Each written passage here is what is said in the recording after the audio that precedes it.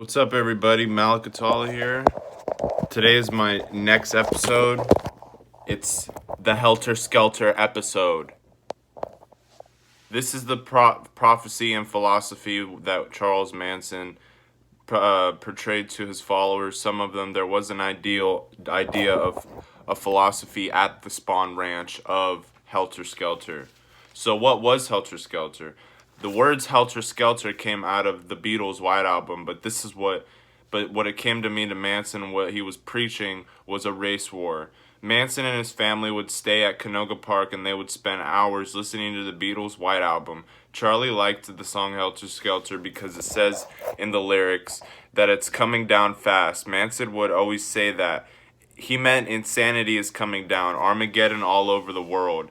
In the song called Blackbird, Manson thought that meant the black man, that they've been stepped on for too long and it was time for them to rise up, their karma, and they would be on top running everything. Black man was at the bottom of society and they would soon be on top, like Helter Skelter said.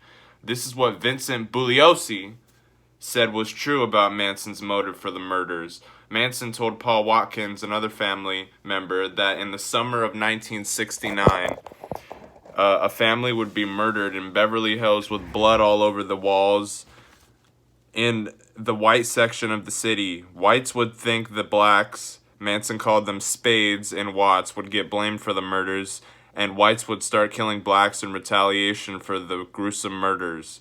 It would start a race riot, and soon there would be a bloodbath between the blacks and whites on every American street. Remember, there was the Watts riots, cities burning down, and the police were killing people in the street and at colleges.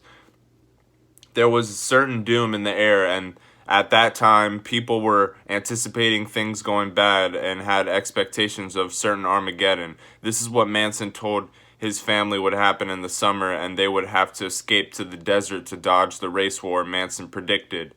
He believed that was going to happen with his whole heart. He believed that the race war was going to happen with all of his heart, and he got his family to believe the prophecy. Violent, homicidal, and dark vision from Charlie of where the world was headed back in '69.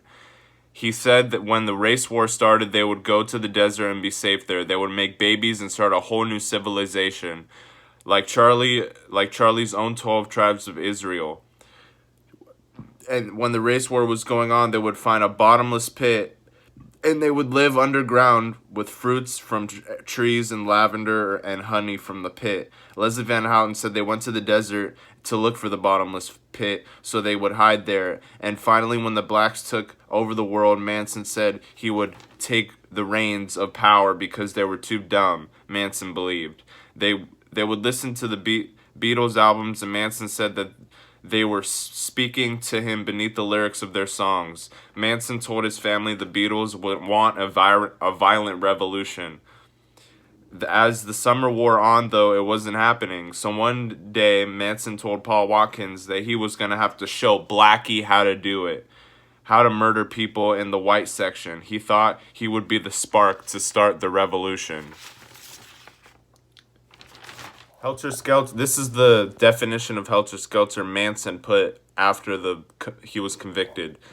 Helter Skelter is confusion. Confusion is coming down around you fast. If you can't see the confusion coming down around you fast, you can call it what you wish. He said the black man would win this war, but Blackie only knows what Whitey's told him to do. And they would never know how to handle the reins of power. So they would have to turn over the reins of power to those white people who would survive Helter Skelter, i.e. Charles Manson and his family, and they would take over the leadership of the world.